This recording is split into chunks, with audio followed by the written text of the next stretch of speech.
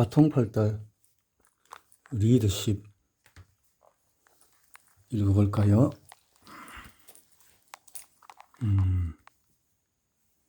사통팔달 리더십 서상윤.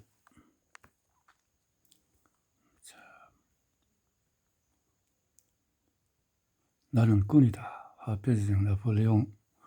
이기는 습관. 자, 사통팔달 리더십 특강을 위한 32가지 메시지. 서상윤. 함께 갑시다. 요즘 대세 트로트 가수 임영웅 씨의 팬클럽인 영웅시대 측은 코로나19 동참해서 모금활동하고 그래서 1억 4천여만 원을 모아서 대한적십자에 전액을 기부했다. 한미가수 슈퍼주니어 그룹에서 활동 중인 김성민이 또 결혼을 발표하자 팬들이 반란을 일으켰다. 팬들은 팀에서 그를 제외할 것 소속사에 요구했고 결국 그는 팬들 사정거 없이 갑자기 발표한 것에 대해서 항의로 연예인들 그를 지지해주고 응원해주는 데 대해서 함께하면서 성장을 거듭하는데 생산자이면서 또 나름대로의 그 역할도 그렇게 해야 된다라는 거죠. 이를 경찰은 분심을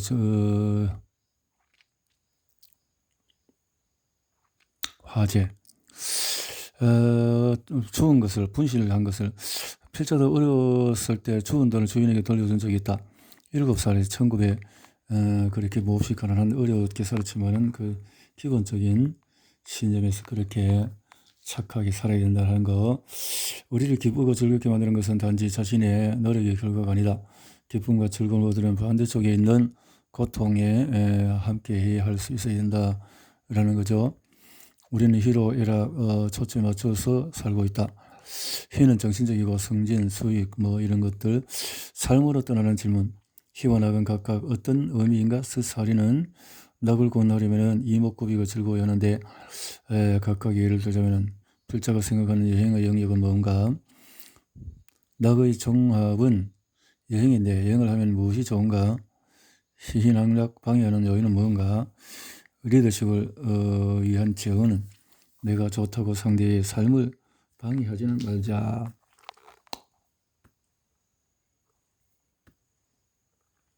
삶으로 떠나는 질문.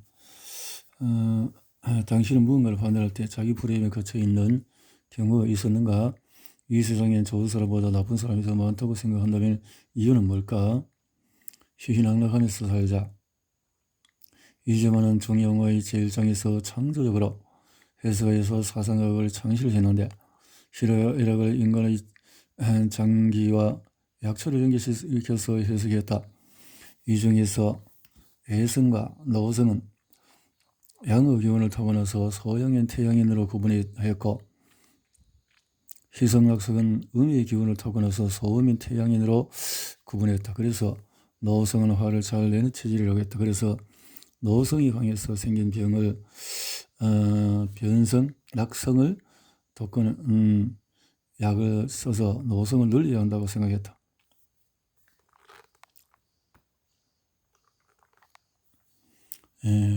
우리 이목구비를 즐겁게 하기 위해서는 어떻게 하면 좋을까? 입을 즐겁게, 입을 정기적으로 맛집도 하고, 둘째는 눈을 즐겁게 보는 경치, 그 다음에 귀를 즐겁게 듣는 음악, 또 코를 즐겁게 냄새 좋은 후가. 다섯째, 몸을 즐겁게 할 수 있도록 댄스. 또 마음이 즐거워야 된다. 이것은 락의 종합이다. 마음이 즐거우면 그러면 여행을 하는 것이 좋다. 이렇게 연구 조사에 의하면 3분의 1에 해당하는 사람이 자신의 프레임에서 강점을 말할 수 있다고 한다. 반대로 당신이 강점을 물었을 때 대답이 더 많이 나온다. 보통 사람들은 살아가면서 자신의 강조점을 많이 의식하면서 살기 때문이다. 이것은 부정형평 프레임 때문이다. 자녀가 성적표를 가지고 와서 미보다 더 가인 성적표일 때 가장 먼저 시선에 가는 쪽은 뭘까? 실제 결합에서 학부모를 대상으로 조사한 적이 있는데 77%가 수학에서 가라고 대답했다. 부모들이 자녀를 볼 때 약점을 먼저 바라보는 심리 프레임 때문이다. 약한 것을. 요즘 신병들 군기가 빠졌다, 젊은이들 버릇이 없다라는 말이 회자되고 있지만 동의하기 어렵다. 과연 신병들은 항상 군기가 빠져있고 젊은이들 역시 항상 예의가 없을까? 아니다. 단지 기성세대들이 환경의 흐름을 감지하지 못하고 고정관념에 머물러 있기 때문이다. 환경이 변하면 프레임도 같이 변화해야 한다. 한편 사고 프레임에도 경청에도 영향을 미친다. 경청을 방해하는 원인 중에 선택적인 듣기가 있다. 자기가 무관하다고 생각하면 아예 듣지 않거나 설령 들었다 하더라도 기억 속에 각인되지 않는다. 필자가 교회에서 있었던 일이다. 1입으로 예배를 진행하는데 필자는 항상 2부 예배를 드린다. 수평적인 리더가 생사가 아랫사람에게 직급이 맞는 삶으로 떠난 질문. 프레임은 운명을 좌우한다. 심리학에서는 어떤 문제를 바라보는 관점, 세상에 대한 은유나 고정관념, 편견 등이 모두 프레임의 범주에 속한다고 한다. 최인철 교수는 벤저민 바버의 말을 빌려서 나는 세상을 강자와 약자, 성공과 실패로 나누지 않는다. 나는 세상을 배우는 자와 배우지 않는 자로 나눈다고 이야기한다. 수평적인 리더십. 수평적인 리더십을 발휘하려면 리더는 조직이나 단체에서 활동을 주도하는 위치의 사람이다. 그리고 리더십은 공동의 목표를 달성하려고 한 사람이 다른 사람들에게 지지와 도움을 얻는 긍정적인 영향 과정이다. 따라서 리더십의 열쇠는 권위가 아니라 영향력이라는 것이다. 그러면 수평적 리더십은 어떤 것일까? 통상 상사가 아랫사람에게 직급이 맞는 책임과 권한을 위임하고 하위 상달의 통로가 원활하게 구축된 상태를 의미한다. 그러나 이보다도 한 차원 높은 리더십은 상사에 하는 상향 리더십과 동료에 하는 동료 리더십이다. 따라서 수평적 리더십은 조직 내 하향, 상향, 동료 리더십이 효율적으로 작용해서 예전에 필자가 실무형 상급자와 함께 일한 적이 있다. 둘째, 리더를 감히 리더하는 상향 리더십을 잘해야 한다. 상향 리더십을 잘하려면 상사의 관심이나 의도를 잘 파악하여 목표에 대한 방향을 일치시킨다. 상사가 어려울 때에 필요로 하는 도움을 준다. 사람들은 누군가로부터 도움을 받으면 나도 그 사람을 도와줘야 하는데라는 보상심리를 갖게 된다. 동료 리더십을 잘 발휘해야 한다. 말은 상대방의 마음을 움직일 수 있는 공감의 언어여야 한다.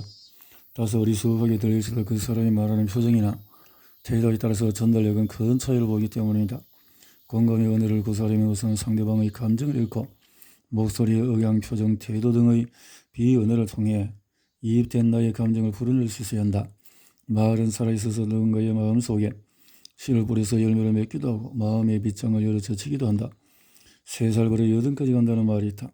한번 곁들여진 습관이나 버릇을 바꾸는 것은 여간히 쉬운 일이 아니다. 필자는 음악 듣기를 좋아해서 요즘 유행하는 가수 오디션 프로그램을 자주 보는데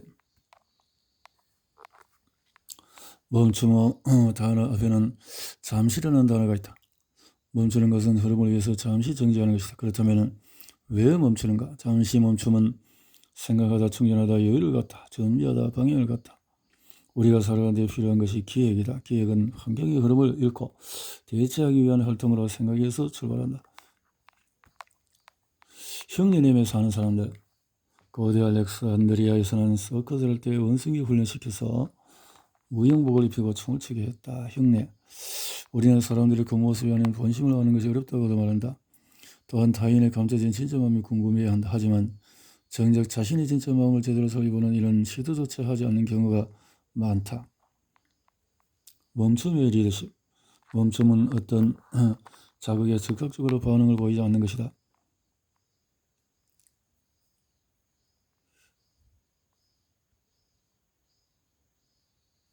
정리. 삶을 떠나는 질문. 리더십.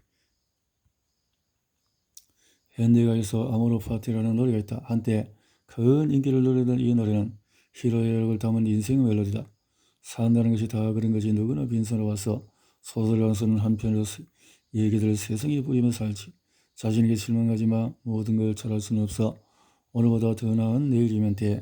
인생은 지금이야. 인생의 무엇을 들고서 무엇을 그려야 할지 고민하고 방황하던 시간이 없다면 거짓말이지. 삶으로 떠나는 질문. 리더십 발휘를 위한 제언은 함께 해 효. 사랑해 효. 효로 기승세와 신세에 간 상생, 저로움을 의미한다. 효는 한 방향으로 흐르는 것이 아니라 쌍방이 상호작용하면서 조화와 균형을 이루어야 한다. 요즘 효가 법제화되고 효가 학문으로 발전하고 있다. 효는 이론이 아니라 행동이다. 효에 대한 자녀 교육은 가르치기보다는 본인의 모습을 보여줄 때 진가를 발휘한다. 세대별 갈등이 심하고 있는 현대 사회에서 효 문화가 잘 발전시킨다면 우리나라의 브랜드도 자리 잡을 수가 있다. 정리, 기록은 기억을 남긴다. 리더십, 내 인생의 가을이 오면 내 인생의 가을이 오면 시가 있다. 둘째, 나는 타인을 어떻게 바라보고 있을까? 내가 감추고 싶은 모습을 가진 상대를, 타인이 나를 어떻게 보는지를 어떻게 알려면 어떻게 해야 할까? 나를 상대해야 드러내야 알 수가 있다.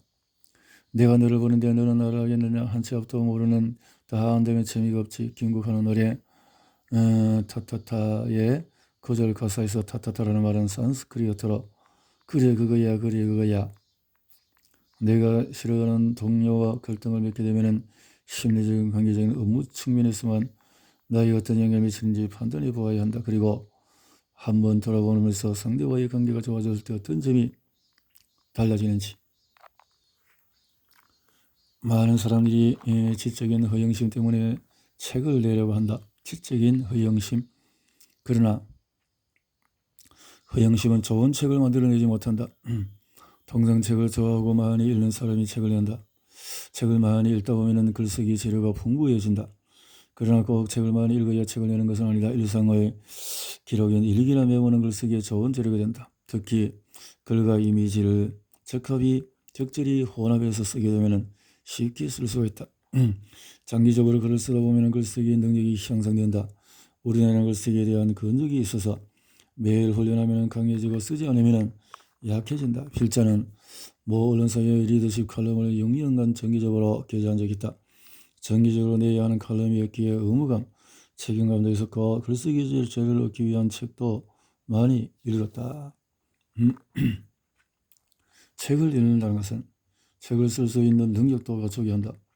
책을 읽는 것은 지식과 정보를 축적하게 하는 정적인 활동이다. 이는 단기를 정한 시간이 지나면 지워진다. 그러나 책 읽고 토론하기 발표. 모든 관계의 출발은 자기 존중에서 시작되어야 한다. 삶으로 떠나는 질문. 지금 나는 내 자신에 대해서 어떤 생각을 갖고 있는가? 리더십 발휘를 위한 지원. 관계나 칭찬에 있어서 중요한 것은 남에게뿐만 아니라 나에게도 필요하다는 사실을 명심하라. 무대 공포를 극복하려면 발표하는 상황에서 부정상상을 하지 말고 긍정상상의 마음을 지배할 수 있도록 하라. 타인과의 관계에서 나를 찾다. 우리는 타인과의 관계에서 나는 나를 얼마나 알고 있을까? 나는 타인을 어떻게 바라보고 타인이 나를 어떻게 바라보는지 알려면 어떻게 해야 할까? 라는 세 가지 관점에서 생각하게 된다. 이런 관점에서 볼 때 관계에 대한 갈등은 나에 대한 의지와 상대에 대한 오해에서 비롯됨을 알 수 있다. 이런 문제가 해결되면 관계 맺기에서의 갈등은 해소될 수가 있다. 첫째, 나는 나를 얼마나 알고 있을까? 우리는 스스로를 당연히 잘 안다고 생각한다. 그래서 나를 알아야 한다는 것 자체를 인식하지 않고 살아왔다. 타인의 관계에서 나를 찾아라. 인생 노트 A에 빠지다. 우리나라는 평등교육이 확대되고 여기에 참여하는 시민들이 증가하면서 지적인 성숙도가 높아져 가고 있다. 지적인 스페인 작가 발다자르 그라시아는 기록은 기억을 남긴다. 자서전은 내 인생의 기록 영화이고 단편 영화다. 영화 같은 우리의 삶도 기록해 놓지 않으면 기억 속에서 사라져버린다. 설령 정신이 온전해서 아니면 기억력이 좋아서 지난 일을 모두 기억할 수 있을지 몰라도 그것은 완전하지가 못하다. 자서전의 구성은 먼저 나를 중심으로 가계들을 작성해서 가족의 관계를 설정한다.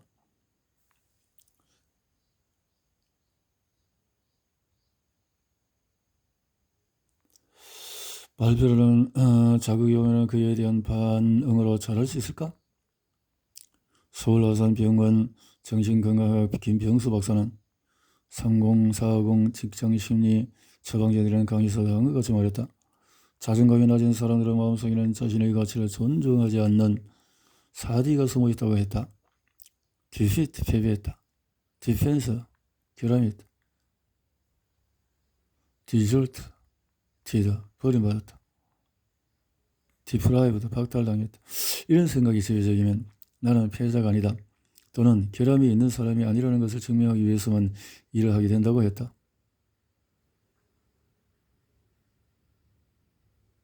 이 경우 자기 자신 그리고 자신이 하고 있는 일 그 자체를 살아가는 것이 아니라 이를 통해서 스스로 문제 없는 사람임을 증명하려고 한다. 그러다 조그만 실수 생기면 역시 나는 결함이 있구나. 사람들은 이런 나를 싫어할 거야. 버림받게 될 거야. 연쇄적인 생각 흐름 속에 빠져들게 된다고 한다. 그래서 실패라는 자극에 대해서 무척 예민해질 수가 있다. 그러다 보니까 극한 행동을 한다는 거죠. 그래서 우리가 한 권의 책을 여러 차례 정독하는데 지루함이 없어가고 듬성듬성 읽으려는 욕구 스멀스멀 올라오는데 디지털 기기에 익숙해져버린 습관이 깊이 읽기의 내해를 도태시키고 있는 것이다. 록펠러는 책 한 권을 여러 해 정독하면서 요약하고 저자의 숨은 의도와 메시지를 도출해서 1-2시간의 특강을 해야 되는데 그러려면 반드시 깊이 읽기를 해야 한다. 당장 깊이 읽기 회로가 안착되지 않겠지만 인내심을 가지고 깊이 읽기를 계속 반복하면 나의 읽기 회로도 강화될 것이다. 디지털 시대에 읽는 내가 위기를 맞고 있다. 삶으로 떠나는 질문. 깊이 읽기를 하면 효과가 있는가? 리더십 발휘를 위한 제언은 메리안 울프는 베스트셀러 다시 책으로 해서 최초 인간의 뇌회로에서 읽기 능력이 없었다고 한다. 그런데 언어가 문자화되고 그를 이해하는 과정이 반복되면서 뇌의 새로운 읽기 회로가 탄생했다는 것이다. 따라서 문해력은 호모사피엔스의 가장 중요한 후천적인 성취 가운데 하나임을 강조하고 있다. 메리안 울프는 이 책에서 디지털 시대에 읽는 뇌의 위기를 핵심 메시지로 다루고 있다. 쉴 새 없이 디지털 기기에 접속하며 순간 접속의 시대를 살아가는 우리의 뇌가 인류의 가장 기적적인 발명품인 읽기, 그 중에서도 특히 깊이 읽기 능력을 영영 잃어버릴지도 모른다는 긴급한 경고를 하고 있다. 오늘 미디어 기술이 읽기에 어떤 영향을 미치는지, 그것이 인류의 미래에 무엇을 의미하는지에 대한 깊이 있는 통찰을 제공하고 있다. 메리안 후보 자신도 디지털 기기에 적응되어 초보자 수준의 읽는 뇌로 회귀라는 것을 깨닫고 읽기의 회로를 되찾기 위한 실험을 시작한 이야기가 담겨있다. 어린 시절 큰 영향을 받던 헤르메스의 유리알 유이라는 다시 읽으려 했지만 디지털 읽기 방식에 익숙해진 자신의 뇌가 더 이상 길고 난해한 문장을 받아들이지 못한다는 사실에 충격을 받았음을 고백하고 깊이 읽기 능력을 회복하기 위해 기울인 노력들에 대해서 언급했다. 디지털 세계의 아이들을 방치해둔다면 읽기 회로에 사라질 위협에서 결코 벗어날 수가 없다. 그리고 이로 인한 부작용으로 비판적인 사고와 반성, 공감과 이해, 개인적인 성찰 같은 본성들을 잃어버려 책 읽는 뇌의 경고. 지금으로부터 10만 년 전 지구에는 호모사피엔스뿐만 아니라 우리 유발 하라리 베스트셀러 사피엔스는 호모사피엔스라는 종이 이렇게 경쟁점을 치고 지구의 지배자가 된 일을 역사적으로 다룬 책인데, 호미사피엔스라는 종은 종들과 달리 상상력의 인지 능력을 발휘한다. 예.